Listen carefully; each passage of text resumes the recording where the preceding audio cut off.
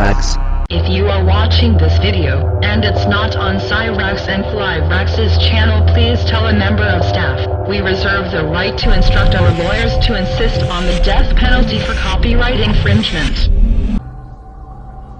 The next step after the Vril flying saucers was the Haunebu series of craft. By 1939 the SS had produced the RFC-5, which it called the Haunebu 1. In August 1939, the machine made its maiden flight, and proved its viability. The early Haunebu 1 craft, of which two prototypes were constructed, were 25 meters in diameter, had a crew of 8, and could achieve the incredible initial velocity of 4,800 kilometers, but at low altitude, further enhancement enabled the machine to reach 17,000 kilometers. Flight endurance was 18 hours.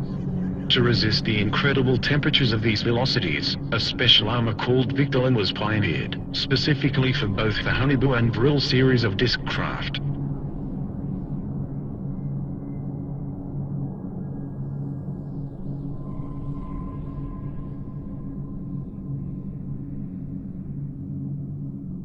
The Haunebu 1 had a double hull of Victolan. The early models also attempted to test out a rather large experimental gun installation, the twin 60mm KSK strong ray cannon. It has been suggested that the ray from this weapon made it a laser, but it was not. It could transmit a powerful energy burst suitable to pierce up to 4 in of enemy armor. When a Vril 7 was shot down by the Russians, in 1945 a similar underbelly-mounted KSK gun was destroyed, with debris recovered from the battle site.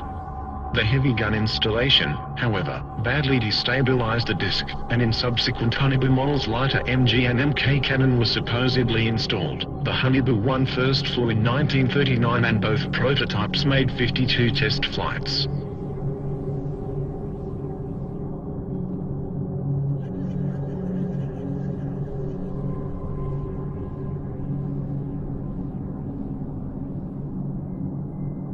In 1942, the enlarged Haunebu 2, which was 26 meters diameter, was ready for flight testing. This disc had a crew of 9, and could also achieve supersonic flight of 6,000 to 21,000 kilometers with a flight endurance of 55 hours. Both it and the further developed 32-meter diameter Haunebu 2 had heat shielding of 2 hulls of Victolan. The craft were constructed and tested between 1943 to 44.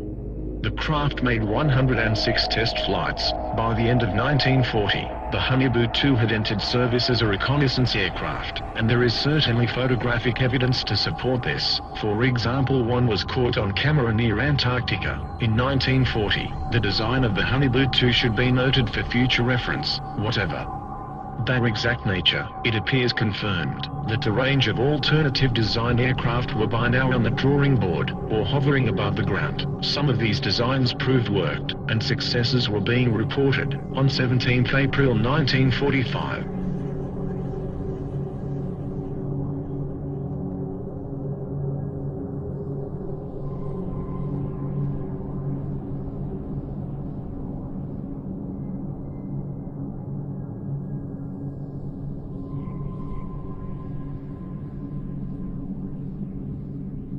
by 1944, the perfected war model, the Haunebu 3, was tested. 2 prototypes were built. These massive machines, several stories tall, were crewed by 20 men. They were also capable of hypersonic speed beyond 21,000 kilometers. The SS had intended further plans for a 120-meter diameter Haunebu 4 were in the works, but no such craft is known to have been constructed before the end of the war.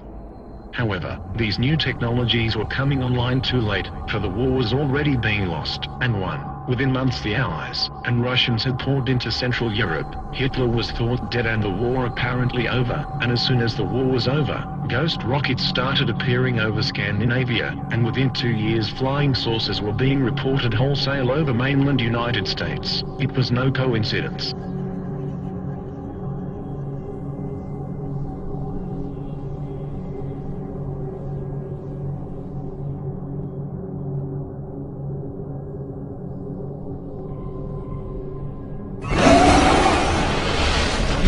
Tempos.